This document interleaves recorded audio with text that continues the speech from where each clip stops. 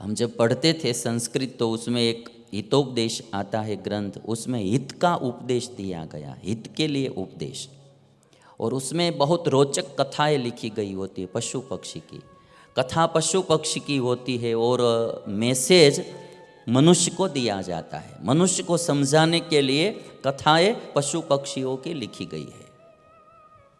हमारी पुराण की शैली भी वैसी ही है। पुराणों में बहुत बहुत इंटरेस्टिंग कथाएं लिखी गई होती है। कभी कभी बुद्धि से सोचते हैं तो ऐसा लगता है कि ऐसा होता होगा, ऐसा किया होगा, किंतु एक कथा एक कहानी होती है। उससे जो समझना है सार, उसका जो तत्व है वो समझाने के लिए वो कहानी कही जाती है।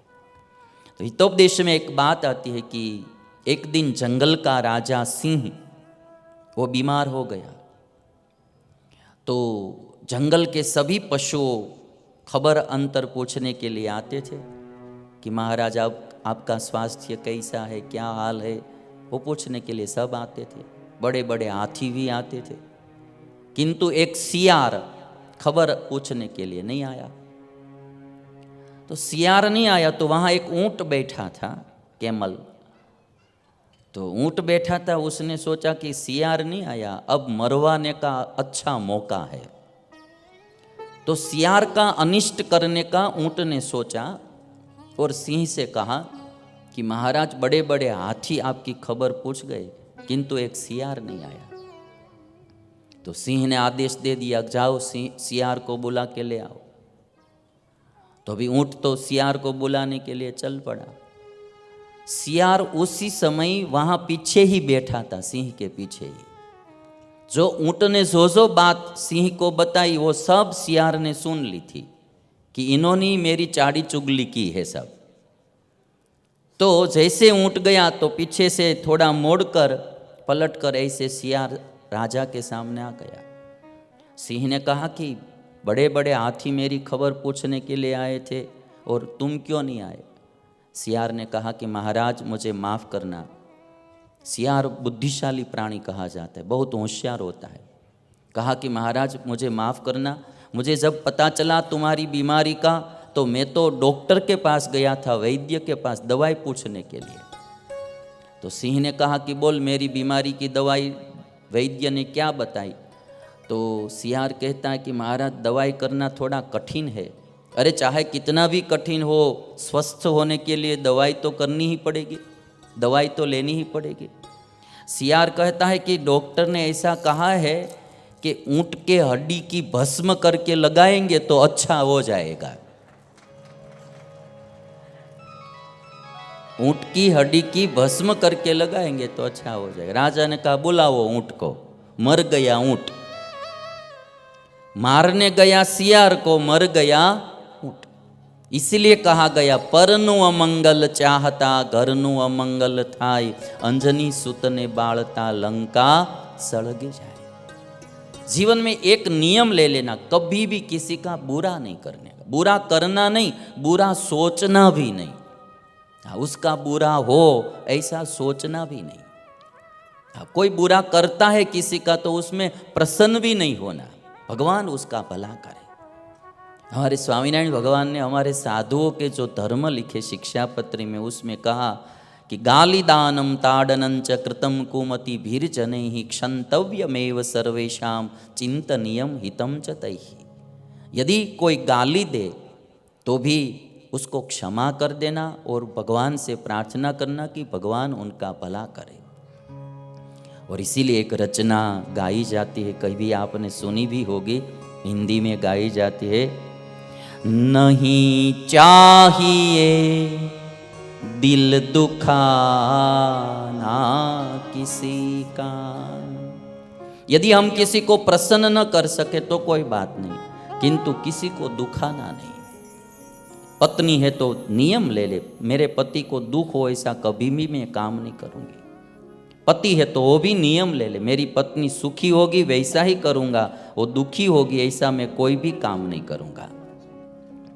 हम सबको अभी जो थोड़ी कुछ जिंदगी बाकी है, अभी तो आधी तो चली गई, किसी किसी की तो उससे भी ज़्यादा चली गई। जो बाकी जिंदगी है उसमें भगवान की भक्ति करनी है, सत्कर्म करना है, सबको प्रसन्न करना है, और जब मृत्यु आती है तो आनंद में भगवान के धाम में जाना है, कभी चिंतित नहीं होना है।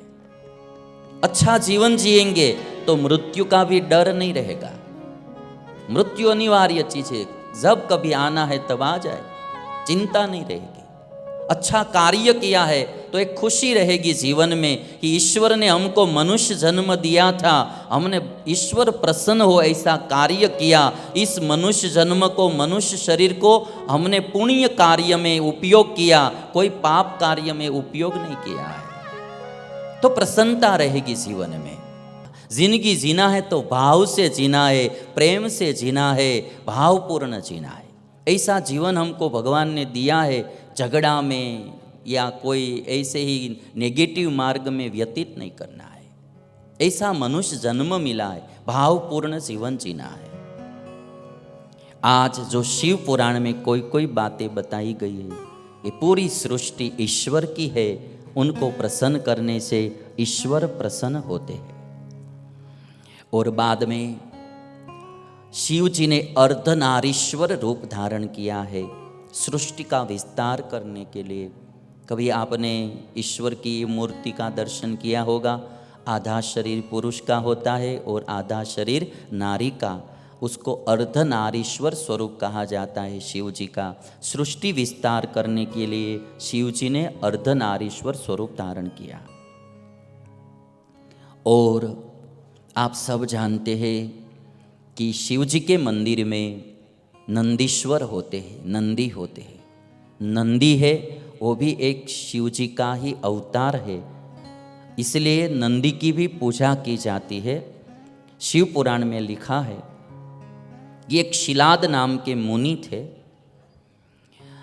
मुनि एक पुत्र चाहते थे, ऐसे तो वो मुनि थे, ब्रह्मचारी थे, विवाहित नहीं थे, फिर भी उनको एक पुत्र चाहिए, और वो पुत्र ऐसा होना चाहिए कि मृत्युहीन हो, अमर हो, और अयोनिज, योनि से उत्पन्न होने वाला नहीं, अयोनिज पुत्र हो। जैसे सीता जी अयोनिज कही जाती है, द्रौपदी अयोनिज है, वैसे ही एक शिलाद मुनि चाहते थे कि मुझे एक अयोनिज और मृत्युहीन पुत्र हो।